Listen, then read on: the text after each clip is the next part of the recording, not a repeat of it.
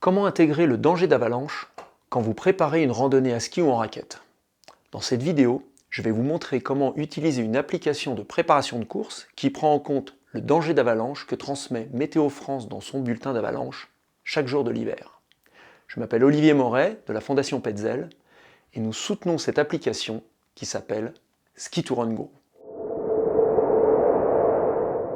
Ski2Run Guru est une application gratuite et accessible à tous. Elle va vous permettre de choisir, la veille de votre sortie, un itinéraire adapté présentant un faible risque d'avalanche. Pourquoi la veille? Parce que la préparation de course apparaît clairement comme la clé pour éviter les accidents. Ayez en tête que le scénario de votre journée de ski s'écrit en grande partie la veille lors de la préparation. Comment ça fonctionne? Cette application, Ski2Run Guru, attribue chaque jour un niveau de risque à une collection de 4500 itinéraires de randonnée hivernale dans toutes les Alpes françaises. En fonction de votre région, de votre massif et bien sûr du bulletin de prévision d'avalanche, ces itinéraires sont classés du plus sûr au plus risqué, avec un code couleur simple, vert, orange ou rouge. Mais la force de Ski2Run Guru, et on va le voir dans un instant, c'est que cette estimation du risque, on va pouvoir la visualiser tout au long de votre itinéraire, de votre point de départ à votre point d'arrivée. Ce qu'il faut bien comprendre, c'est que l'objectif de Ski2Run Guru n'est pas d'interdire ou d'autoriser, encore moins de décider à votre place. C'est juste de vous apporter une mesure plus précise et plus rationnelle des risques pour vous aider à faire les bons choix en conscience, la veille de votre sortie, lors de votre préparation, à la maison ou en refuge. Allez, on se retrouve sur l'application Ski2Run Guru. La première chose qu'on voit, c'est une carte de l'ensemble des Alpes et d'un coup d'œil, on observe les différents niveaux de danger prévus par les différents services météo grâce aux aplats colorés qui reprennent le code couleur de l'échelle européenne du danger d'avalanche. Lorsque on zoome sur une zone, on voit progressivement s'afficher des petits camemberts qui permettent de repérer le nombre d'itinéraires disponibles dans la zone et leur répartition entre les trois niveaux de risque, vert, orange et rouge. Si vous continuez à zoomer sur la carte, vous allez afficher le réseau des itinéraires, toujours avec nos codes couleurs, qui vont vous permettre de visualiser le niveau de risque itinéraire par itinéraire. Ce qui peut être intéressant à ce niveau, c'est de filtrer ces itinéraires. Parce que pour le moment, tous les itinéraires s'affichent sur la carte, mais on n'a aucune information sur leur difficulté ou leur longueur, par exemple. Donc je vous propose de revenir filtrer ces itinéraires et de préciser certains critères. On va d'abord cibler un secteur géographique.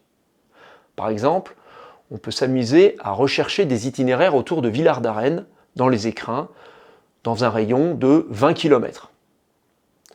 Ensuite, on va pouvoir par exemple préciser le dénivelé minimum et maximum que vous envisagez, ici par exemple un dénivelé supérieur à 1200 mètres. Les niveaux de difficulté que vous êtes prêt à affronter, disons entre 2,1 et 5,2 sur l'échelle des cotations à ski de randonnée. Et enfin, le niveau de risque que vous consentez à gérer demain. À mesure que vous réglez vos filtres, vous allez voir le nombre d'itinéraires qui se réduit sur la carte et également sur la liste qui se trouve à droite de l'écran.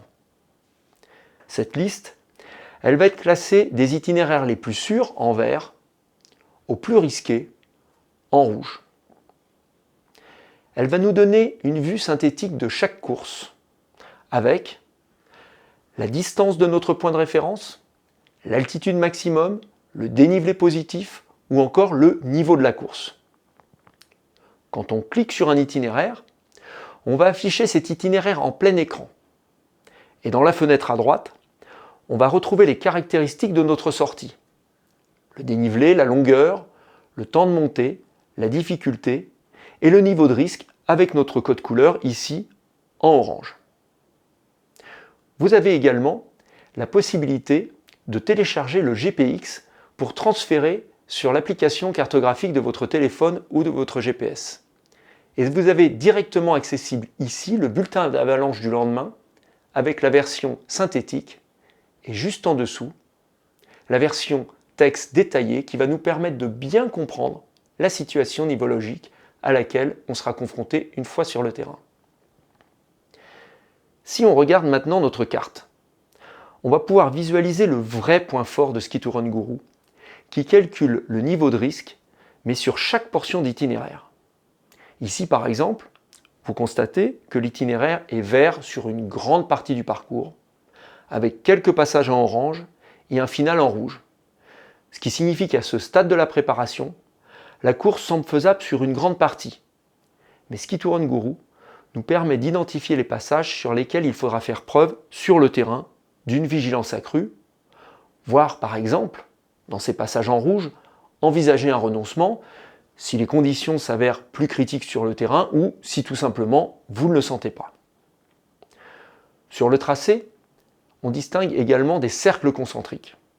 C'est ce qu'on appelle les passages clés, autrement dit des terrains dont la morphologie, indépendamment du bulletin d'avalanche, est caractéristique d'un terrain avalancheux.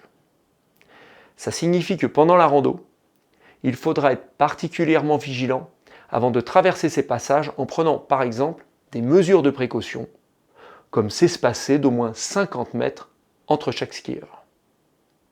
Enfin, à l'approche du sommet, on voit ces petits points blancs qui apparaissent sur le tracé.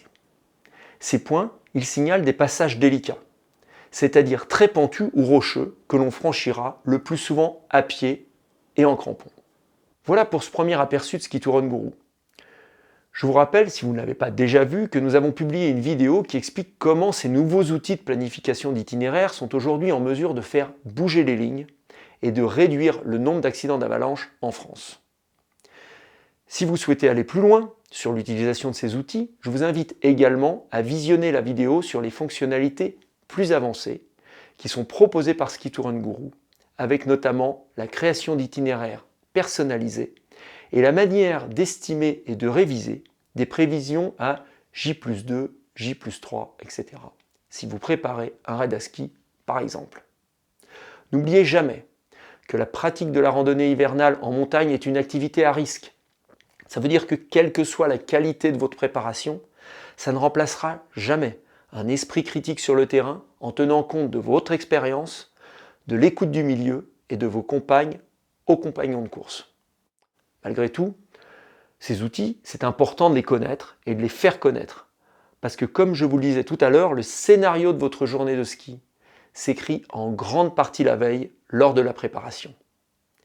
Et plus on se penche sur les préparations de ces sorties, avec ce genre d'application, plus on réduit la probabilité d'avoir un accident.